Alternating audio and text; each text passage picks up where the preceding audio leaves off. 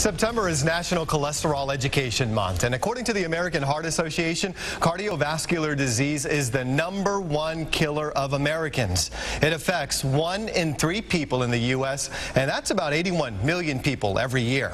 But one way to fight back, eating healthy and controlling cholesterol. World-famous Dr. Travis Stork from the NBC series The Doctors is here with some heart-healthy tips. Thanks for being on the show. We appreciate it, Doctor. Well, it's my pleasure, and you hit the nail on the head. Heart disease is such a common thing in this country. As the #1 killer, I think a lot of people throw their hands up and they say, well, what can we do? I'm helpless, but what I'm trying to preach is that we actually can do things, trying to send a positive message that, hey, if you have high cholesterol or risk factors for heart disease, you can take steps now that could potentially prevent a heart attack down the road. Before we talk about the steps that people can take, let's start with the basic here. What is cholesterol? So think of cholesterol as a fatty-like substance that if you have too much of it, because we need cholesterol, but if you have too much of it, it likes to deposit itself in the arteries of our heart, the arteries that go to our brain. What does that do? If it builds up over time, it can cause blockages that can lead to a heart attack or stroke.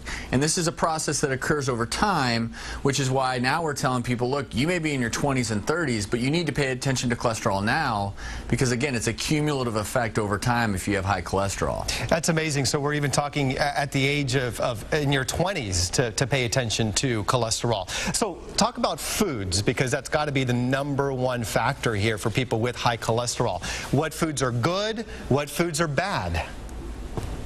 Well, first of all, being more active is plays a huge role in this. But as far as foods, there are some foods that you can add to your life that can lower your cholesterol levels. One good example, whole grain oats. So whether it's a bowl of oatmeal or whole grain oat cereal like Cheerios, what whole grain oats have is something called beta-glucan. That's a soluble fiber that acts like a sponge in your gut and helps you eliminate cholesterol naturally, so it's not absorbed into your bloodstream. Another great tip I give people is try to eliminate some of those unhealthy snacks you may have in the afternoon to get you through that lull. Replace them with a handful of mixed nuts that are unsalted, because the heart-healthy fats in nuts, yeah, they have fat in them, but they're actually good fats. Moderation because it's high in calories, but that can improve your cholesterol profile. And another huge tip, folks make salads, they think they're being healthy, but then they'll douse the salad with dressing that's loaded in saturated fat, which you took something that could be good for you, now it's not good for you. So switch that out with an olive oil-based dressing, because olive oil is another heart-healthy food. And these little changes, if you add those and talk to your doc about other changes you can make, can really add up over time. All right, Dr. Travis Stork, we appreciate your time. Thank you again. And once again, folks, I mean, cholesterol is a big concern, especially when it comes to a major risk factor for heart disease. You can watch Dr. Travis Stork. He's a co-host of The Doctors right here on your NBC Action News station.